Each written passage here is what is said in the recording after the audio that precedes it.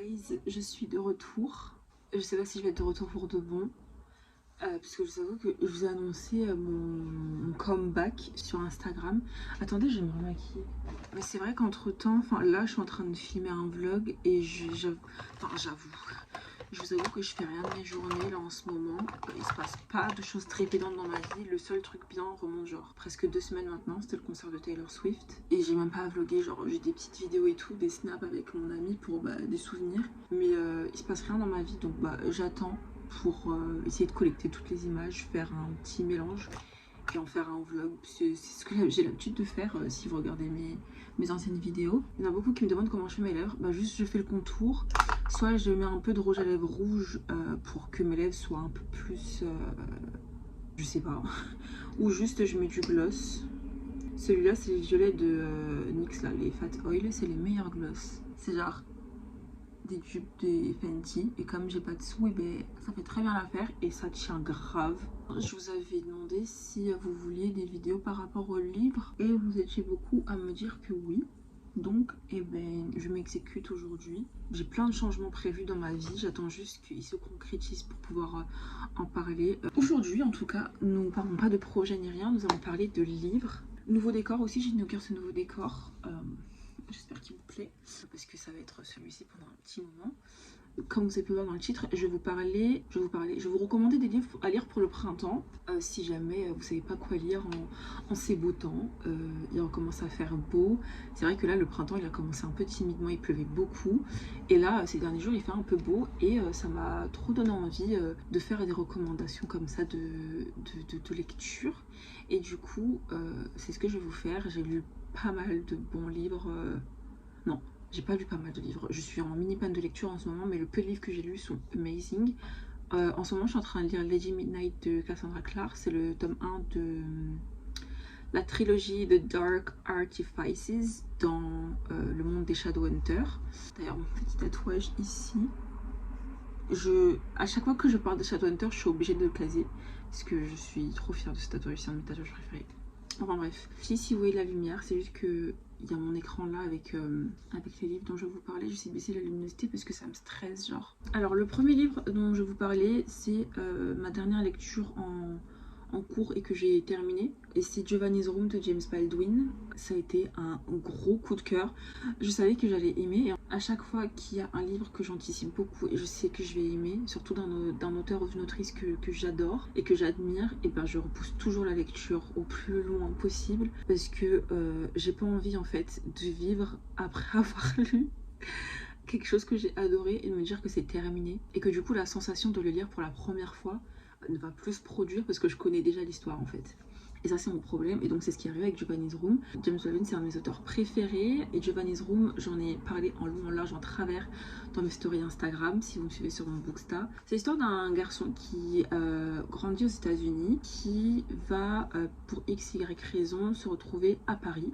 Il va du coup emménager et faire sa petite vie de son côté et il va rencontrer dans un bar, si je me trompe pas, un homme qui s'appelle Giovanni. Et ils vont tomber amoureux et vivre une relation secrète, bien évidemment, puisque nous sommes au début du XXe siècle. Et en fait, ce que j'ai beaucoup aimé dans ce livre, déjà c'est la plume de James Baldwin, ça te transcende le cœur, c'est incroyable. Mais aussi, même si je fais pas partie de la communauté LGBTQ+, je trouve que ça traite de problèmes que ces personnes-là vivent encore alors que nous sommes en 2024, donc soit 100 ans plus tard. Et je me dis qu'il y a des personnes qui vivent encore et qui galèrent dans ces mêmes problèmes encore là maintenant, pas forcément dans les pays occidentaux, mais dans d'autres pays où la culture n'est pas la même vis-à-vis de la sexualité par exemple, ou de l'identité de genre ou autre. Et je trouve que ce livre m'a fait réaliser que tout n'est pas acquis et qu'on a tendance justement à se reposer trop sur nos acquis et que c'est pas encore le cas totalement. Il m'a amené à me poser plein de questions, à me remettre en question moi-même, et j'adore ce genre de livre qui te fait remettre en question, qui te fait douter de ta propre identité. Petite reco bonus comme ça en le lisant. Ça m'a beaucoup fait penser au livre My Policeman de je sais plus qui, mais il y a eu une adaptation cinématographique. Harry Styles jouait le rôle principal, donc c'était pas déplaisant à regarder. Un autre livre que j'ai à vous recommander, c'est Good Material de Dolly Alderton. ici et qui était trop bien. Ça avait un peu une vibe de Sally Rooney. Alors, tout ce qui peut se ressembler, se rapprocher de près ou de loin Sally Rooney, j'achète. C'était intéressant en fait d'avoir un protagoniste homme, trentenaire, et qui soit autant perdu qu'un adolescent ou qu'un jeune adulte, tout fraîchement rentré dans la vingtaine en fait. Le message final du livre que moi j'ai entendu, que j'ai interprété, j'ai trouvé universel. C'était un peu comme un câlin. Bon, c'était un peu ennuyeux à certains moments. C'est pour ça que je crois que j'ai mis 4 étoiles. Mais j'ai beaucoup aimé et je vous le conseille énormément. Je l'ai écouté aussi en audiobook et c'était pas chiant à écouter. Donc si jamais vous le lisez en physique ou enfin vous lisez le texte et que vous trouvez que c'est un peu plat ou autre, vous pouvez le mettre en audiobook et en bruit de fond et ça passe vraiment crème. Kalash. Désolée. Je suis gênante, désolée. Bref, prochain livre que j'ai à vous recommander, c'est un livre assez court et c'est Chess de Stefan Zweig. En français, c'est Le joueur d'échecs que j'ai lu l'année dernière et qui m'a énormément plu. L'histoire est incroyable, vraiment. Alors, il s'agit d'un huis clos mettant en scène plusieurs personnes autour d'une partie d'échecs. En 1939, durant le trajet d'un bateau partant de New York jusqu'à Buenos Aires, Mirko Sventovic, l'arrogant champion mondial d'échecs, affronte un aristocrate autrichien. Il s'agit en fait d'un homme qui fut torturé par les nazis et qui a été sauvé de la folie grâce aux échecs. Cette œuvre posthume illustre des traumatismes causés par la Seconde Guerre mondiale. C'est un livre à lire et à relire sans forcément être amateur d'échecs. La plume fluide et accrocheuse de l'auteur nous permet de dévorer l'histoire à une vitesse. Stefan Zweig, lui-même juif, et qui aura passé sa vie entière à fuir en se réfugiant de pays en pays, nous a laissé un livre qui sonne comme une sorte de leitmotiv grâce à son écriture incroyable. Avec tout ce qui se passe en ce moment, c'est un livre hyper important en fait.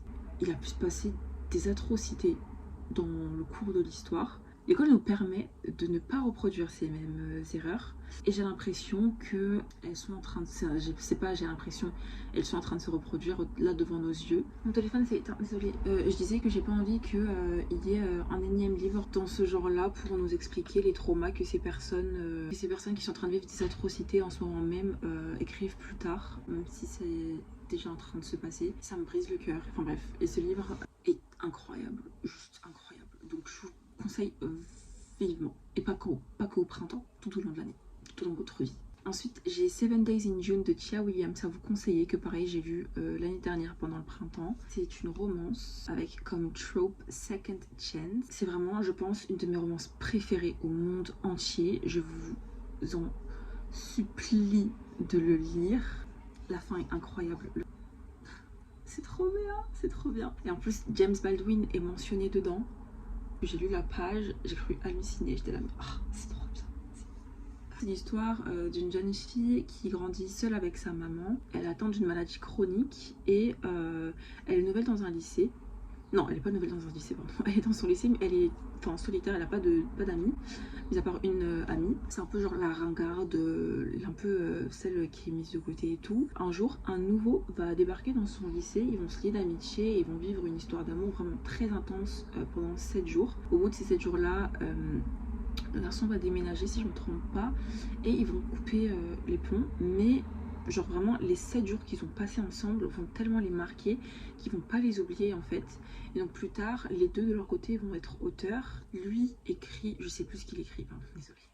Et elle écrit de la romance très spicy, un peu genre dark romance, romantaisie et tout. Ils vont être amenés à se re-rencontrer.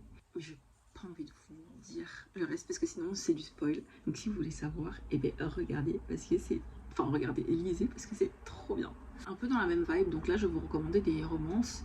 On a Happy Place de Emily Henry qui est aussi un second chance romance. Et on a Book Lovers de Emily Henry aussi. Et Happy Place, je l'ai lu à la fin de l'été, mais je vous conseille vivement de lire au printemps. Ça mène une petite good vibes. Si je pouvais l'associer à quelque chose d'un peu visuel, je dirais le film Tout sauf toi, qui est sorti cet hiver. Je trouvais que ça avait un peu la même vibe. Enfin, vous voyez l'esprit un peu louer une maison entre amis et puis faire semblant de sortir avec une personne. Voilà, c'est vraiment genre la même vibe, pas le même plot, mais c'est la même vibe. Et Book Lovers, c'est trop bien, genre vraiment Charlie Lastra, c'est une de JM. J'accepte tous les CV, les lettres de motivation. Voilà. Et en autre romance que j'aimerais bien vous recommander, il y a Fake It Till You Bake It de Jamie Wesley. Et le trope c'est fake dating, c'est un peu une romance avec une star de télé-réalité et le mec il est football player, mais football américain player. J'ai beaucoup aimé. Là on va passer dans le, comme on dit, Unhinged Woman catégorie. On a My Year of Rest and Relaxation de Odessa Moshfegh, qui est la queen du Unhinged Woman Stories. Et que pareil, j'ai lu l'année dernière, c'était trop bien. Vraiment, genre, le personnage principal, c'est la femme que j'aspire à être. Par contre, trigger warning, ça parle de pareil, de dépression, de TCA, drug addiction, tout ce qui fait un cocktail de unhinged woman, sad, hot girl littérature. Et je trouve qu'il était, enfin, il est pas surcoté quoi. Il vaut sa réputation. En gros, c'est l'histoire d'une jeune fille qui a fini ses études à l'université et qui décide de prendre une année sabbatique. Et pendant cette année sabbatique-là, elle a décidé de dormir tout le long. Donc ça parle de ça, voilà.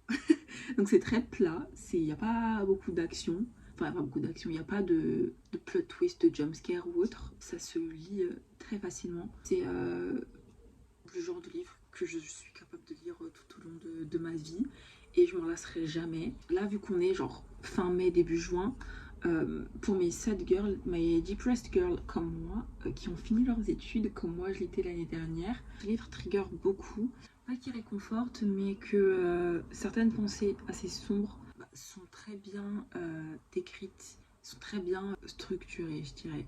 Je voulais dire quelque chose d'autre mais j'ai oublié, donc bah voilà, c'est tout. Mais j'ai beaucoup aimé ce livre. Et après, je peux comprendre que vous ne pouvez ne pas aimer ce livre. J'aime bien me faire du mal aussi. Donc bon, voilà. Ensuite, on a Things I Don't Wanna Know de Deborah Levy. En français, c'est Tout ce que je ne veux pas savoir de la même autrice. Et c'est le premier tome de sa trilogie autobiographique. Donc c'est une biographie en fait qui se fait sur 3 tomes. J'ai lu que le premier tome depuis l'année dernière. J'ai acheté les 2 tomes suivants que je compte lire très bientôt. Je sais pas quand, mais très bientôt. Pareil, la vibe est très Sally Rooney-esque. J'ai pas envie de tout ramener à cette dame, mais elle est vraiment trop forte et elle me matrixe le cerveau. Il n'y a que elle dans ma tête. C'est hyper intéressant. Pendant mon stage avec Shakespeare & Co l'année dernière, j'ai pas pu la rencontrer. J'ai pas pu la rencontrer, mais une de mes collègues a bien voulu lui faire signer une de mes copies. Du coup, j'ai un autographe de Deborah Levy, c'est un de mes plus gros flex, vraiment. Et elle est passée ensuite plusieurs semaines après pour signer d'autres livres. Elle est très généreuse, elle est trop mimes. Et bref, voilà, beaucoup trop talentueuse cette dame, j'aime beaucoup. Nous avons ensuite The Edible Woman de Margaret Atwood. En français, c'est La femme comestible. Et pareil, ça traite de sujets assez triggering. Le trigger est dans le titre du livre, La femme comestible. Ça parle des thèmes d'être une femme des années de la fin du XXe siècle, donc années 1980, années 70 je dirais. Et ça parle de la condition des femmes qui, bien qu'elles n'aient pas forcément envie de se marier, de fonder une famille, se retrouvent un peu obligées de le faire par la pression de la société, mais aussi leur image à tenir, qu'elle soit physique ou même au niveau par exemple de leur famille, de leur couple, de leur statut, de leur métier, enfin, en vrai ça traite un peu de la pression que les femmes subissent en général. Et là en gros, dans ce livre, Marianne, elle se fiance et dès lors qu'elle se fiance avec l'homme qu'elle pense être l'homme de sa vie, sa santé mentale se dégringole. C'était vraiment trop intéressant, j'ai beaucoup aimé ce livre. Je sais plus, j'ai mis combien d'étoiles, j'ai mis 4 étoiles. Et il faut sachez que c'était le premier roman de Margaret Atwood. Donc vraiment pour un premier roman, You Got Me. Margaret Atwood, c'est vraiment une valeur sûre. Et ensuite on a 2, je dirais, soft thriller. On a My Sister de Serial Killer. J'arrive jamais à prononcer son nom de famille. de Oyinkan Braithwaite. Je sais pas. Et pareil, ça parle aussi de la condition des femmes, mais cette fois-ci en Afrique.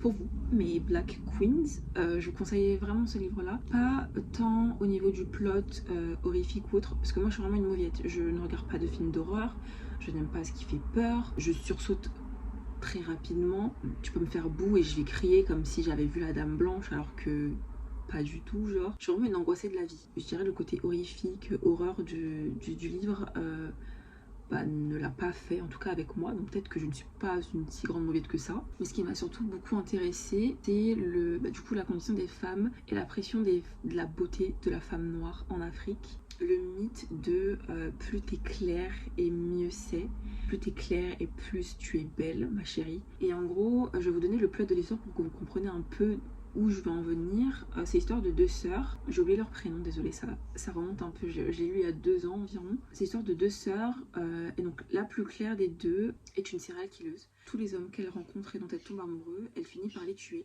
Et son autre sœur, qui est plus foncée de peau, travaille dans un hôpital et l'aide à masquer ses crimes, jusqu'au jour où la sœur plus foncée de peau va tomber amoureuse du même homme que sa sœur. Enfin, les deux sœurs vont tomber amoureuses du même homme. Et donc la sœur serial killeuse va vouloir le tuer, mais l'autre sœur va tout faire pour ne pas qu'elle le tue. Entre-temps, on va remarquer qu'il y a quelqu'un qui tue des hommes, et que c'est a priori une femme, et les soupçons vont se mettre sur la sœur plus foncée de peau. C'est pas mon livre préféré, j'ai été beaucoup déçue parce que je pensais vraiment qu'il aurait été plus horreur, mais le côté critique de la société africaine par rapport aux standards de beauté des femmes m'a énormément surpris, parce que je m'attendais pas à ça en entrant dans ce livre. Il est très court aussi, donc il se lit vraiment très rapidement. Et le dernier livre, c'est Mona de Paula Oloik-Sarak. C'est pareil, dans la vibe un peu unhinged, sad woman. C'est l'histoire d'une autrice qui est invitée à une cérémonie de remise de prix dans la campagne scandinave. Je sais plus de quel pays scandinave il s'agit. Et il va se passer quelques petits trucs un peu mystérieux et tout. Ce que j'ai beaucoup aimé, c'est pareil, la critique autour du monde de l'édition, du livre. Et un livre qui se rapproche un peu de celui-ci, je dirais Yellowface de R.F. Kuang. Je ne l'ai pas mis dans la liste. Et je trouve que c'est 2 livres pas qui se ressemblent, mais qui se rejoignent sur plusieurs points. C'était très cool. Il est relativement court. Je sais plus il fait combien de pages, attendez. Il fait 176 pages, il est assez court et il était vraiment très chouette. J'ai beaucoup aimé. Il a aussi été traduit en français. J'ai pas précisé les livres qui ont été traduits ou pas. C'est quelque chose que je devrais faire pour les prochaines vidéos. Mais en tout cas, celui-ci a été traduit en français pour ceux qui ne lisent pas en anglais. Donc voilà, c'est un peu tout pour la vidéo. La luminosité s'est un peu baissée au fur et à mesure. La qualité n'est pas ouf. Il est actuellement 19h34 à l'heure où je termine cette vidéo. Donc j'essaierai de filmer des vidéos en journée où la qualité sera meilleure. J'espère que mon petit retour vous aura plu, que cette petite liste de recommandations vous aura plu aussi. Si vous avez des livres à me recommander ou à recommander comme ça pour le printemps, n'hésitez pas à les mettre dans la barre des commentaires. Et voilà, n'hésitez pas non plus à me suivre sur Booktube, le lien est dans la barre d'informations. Et voilà, je fais plein de gros bisous et je vous dis bye bye.